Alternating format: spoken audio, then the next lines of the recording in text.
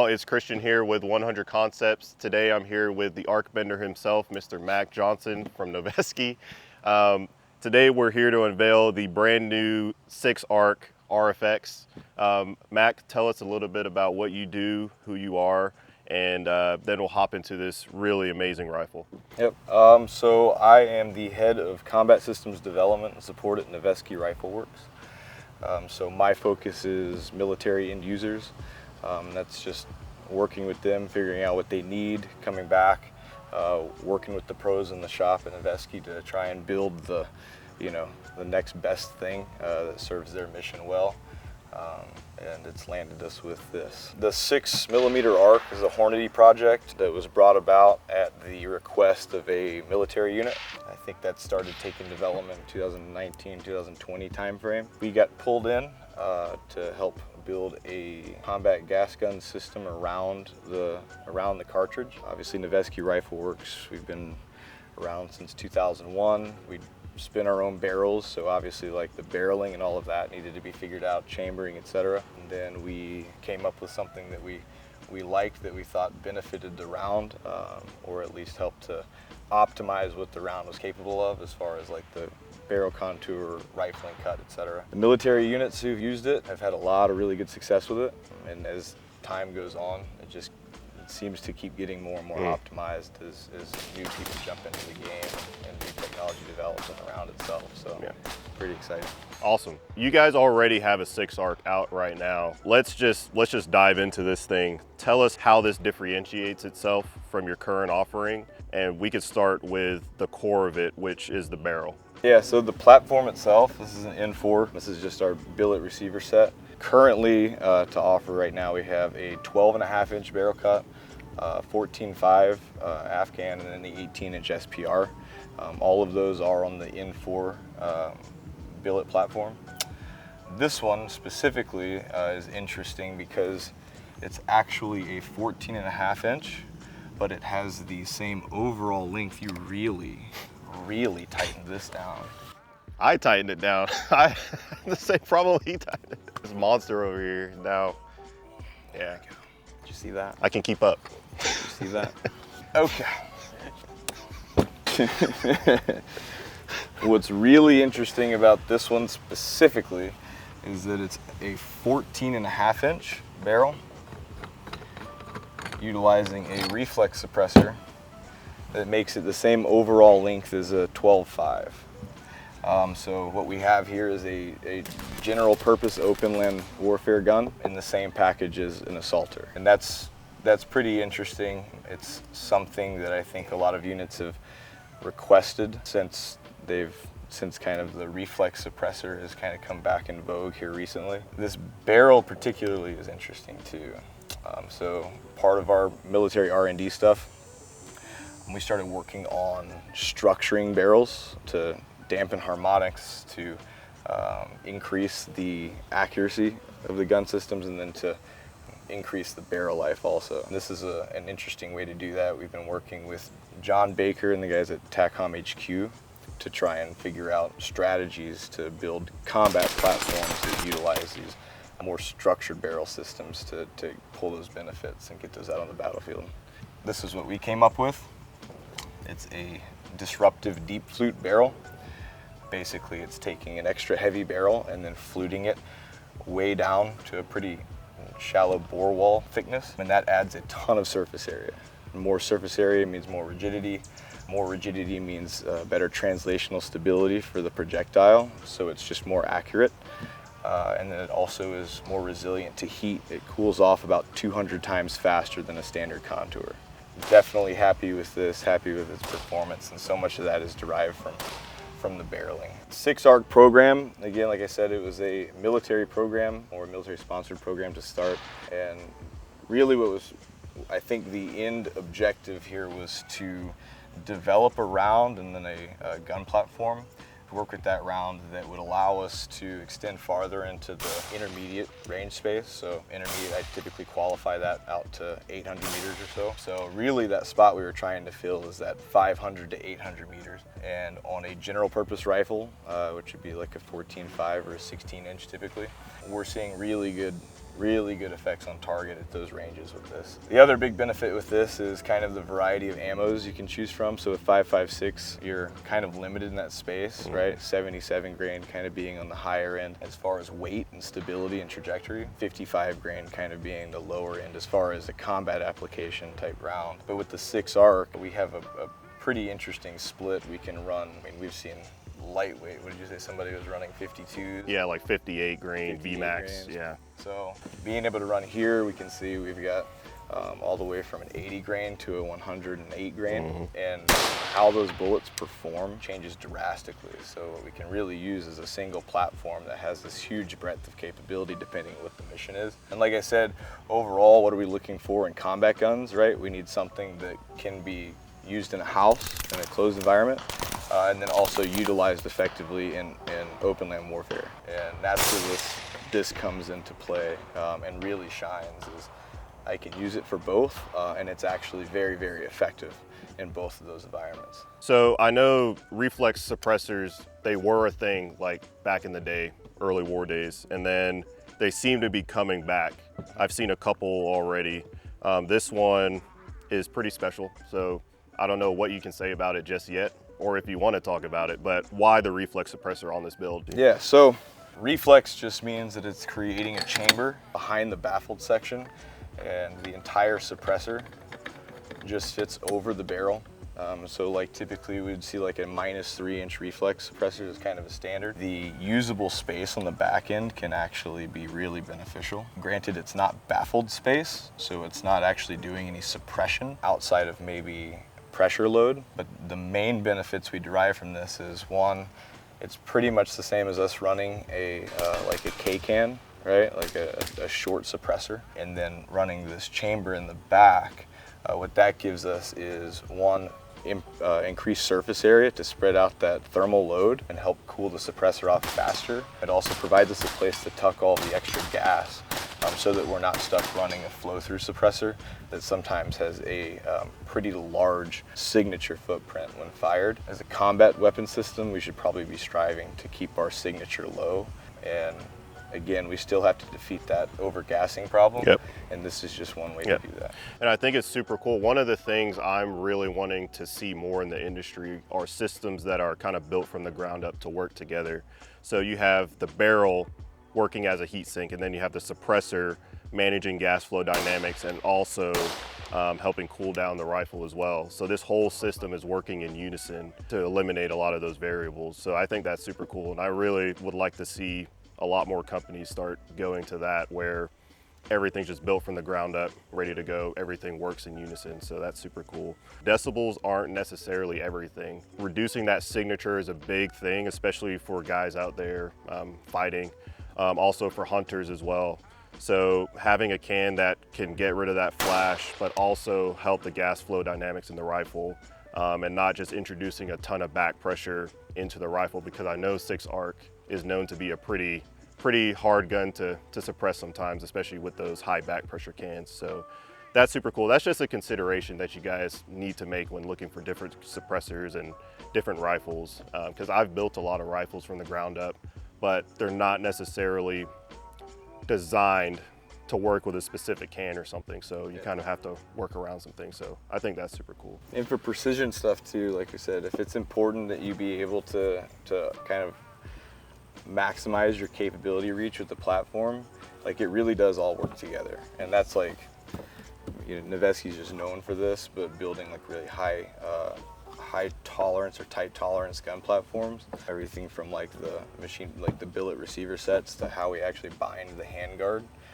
all of that reduces variables. So we want more constants and fewer variables to deal with. And the gun platform itself being stable, like I've done a ton of budget builds in my life. You know what I mean? Yeah, So like, hey, I'm buying a blim lower, I'm gonna stick that thing together. Yeah. What happens sometimes is if you've got, if you're buying those systems, especially companies that sell parts kits, you'll get something and they'll run the outer edge of the tolerances as far as like the cut specs, so that it's a higher likelihood that it will fit together and interoperate with other parts. And that's where you get a lot of that sloppiness. Right. And like having a rattly gun, like it's not the worst thing in the world, but what I will say is that like firing over and over, that impact stresses the entire gun if the gun is not tightly fit. And that's where you start getting small parts wear and breakage over time. Right. And so trying to build a system that's like really well fitted together and that works kind of in sequence, everything from the chambering, barreling, and then suppressor selection and how we're setting it up. We really want that to work together to benefit the end state of more impacts on target at longer distance. Awesome, awesome. All right, so could you tell us a little bit about how you have this set up and why you have it set up the way you do? Yep. Yeah, so like I said, this is a general purpose rifle, right? I want something that I can manage in the house and then be able to use as more of a precision gas gun system. Genuinely, like when people run comparisons against 5.56, I typically say like, hey, a better comparison is against like a large frame. This thing does a lot, and so I can kind of categorize this with almost a battle rifle in that like the amount of energy we're able to put down range in a short amount of time, and the amount of ammo we can sustain comparatively, like it's kind of the best of both worlds. So typically I run it without a bipod. I've been doing a lot less bipod stuff. I can, for one, in combat, like the number of times I've been in the prone to be able to engage, like you just don't get those opportunities very often, and it's a lot of weight added to the gun. And like we did over the weekend, like there's so many ways to find stability and structure and a good shooting platform without having to utilize a heavy bipod. How I've got this one set up, I've got my primary optic is a Leupold Mark V HD 2-10. I've been very happy with those. It's mounted in a Badger C1. I've obviously got my caps. My secondary or my top dot is a Acro P2.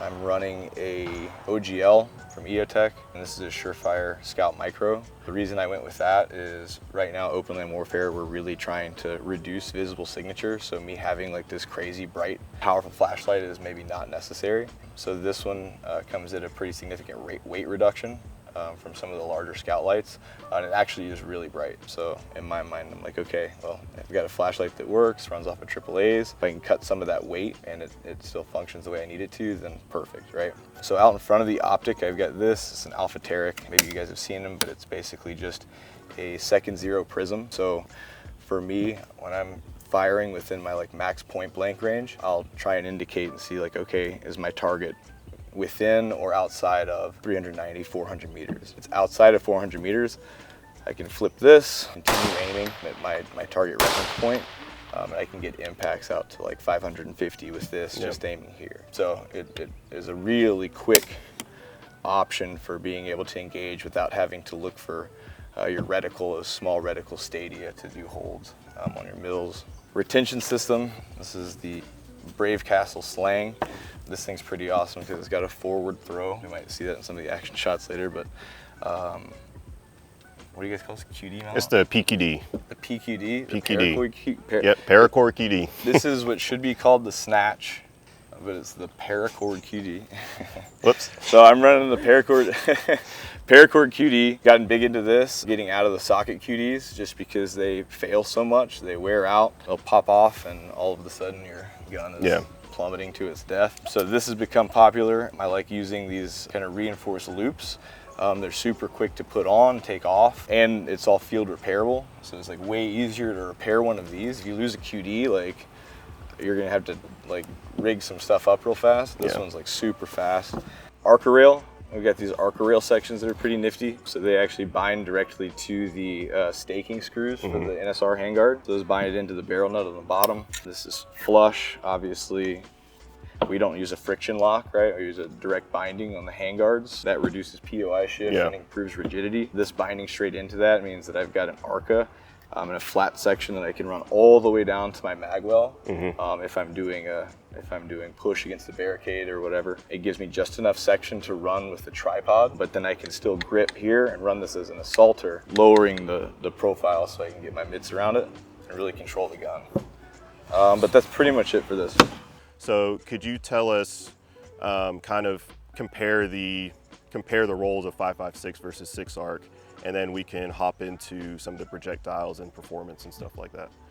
Yeah. So 5.56 is a faster, lighter round. As far as ballistic performance, it kind of has a key operating window. Outside of that, you start to get some kind of wonky effects on target. So we talk about projectile selection, has a lot to do with your energy on target needs. So like if you were hunting an animal, right, you want to get an ethical kill, well, you need to know how much energy on target is required to actually take the animal down without causing undue suffering. But working with energy on target, right, so like what's our required energy on target? How are we maximizing the amount of space we can get that energy to a target? So if I have a requirement, like if I need to have a minimum of 450 foot-pounds on target and I'm bleeding speed, then that energy is going to be reduced. So the more efficiently I can run a projectile out to those greater distances, I'm just extending my capability right within that window. Big factors in accuracy,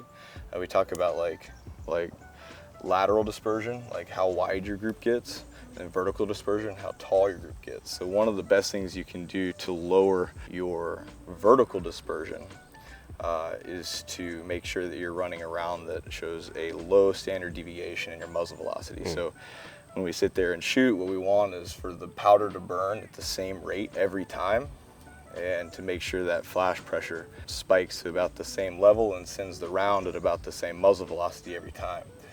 Because that's what's going to keep that tight group vertically. And typically when you see a round like this with a short, fat, or compacted case body, those are going to outperform the more elongated cases, just because you get a powder burn on all sides for longer. So it lowers some of the standard deviations and tightens the group up. And then of course the ballistic coefficient of the round is what's providing us wind resilience, right? Given it's shot through a stabilized platform. What kind of accuracy are you getting out of this rifle specifically? I mean, with everything, like this one, all of these that we've made, especially with this barrel, we're sitting in around a half minute out of a 14.5. That's impressive. Yeah. Sometimes a little within that, sometimes without, but that's about the average for what we're seeing. And then also with the heat dispersion. So typically you brought up temperature earlier in barrels. What happens with standard contours or contours that don't have a ton of surface area or rigidity is as they heat up, it actually changes the metallurgy down at like the atomic level, and it starts to shift how the projectile is reacting through the barrel. And that's where you talk about like pull bore versus like a hot bore shot, and you'll see a deviation pattern that'll start to stretch you off on paper, maybe, you know, an inch at 100 meters or something like that, sometimes more. By adding all of this structure in this DDF, it creates so much rigidity that you don't see much heat dispersion whatsoever. So that's a really big benefit to that as well. Ammo selection is obviously another huge point with 6-ARC. We get a lot of variety in different grain weights and different, you know, we have ballistic tips and different things going on. Can we get into different ammo types for different applications? We've got the lightest end of the spectrum that we brought out. This is an 80 grain VT, or an ELD VT from Hornady. This one is speed. This would be like a really good predator round, coyote, stuff like that. Here, this is a 90 grain dual performance, which has it is a Lehigh 90 grain monometallic bullet. These things perform really well in terminal ballistics. So once on target, they're pretty detrimental to whoever receives it. They're also pretty fast. So this kind of thing, if I was primarily working within 300 meters, I would go to something like that.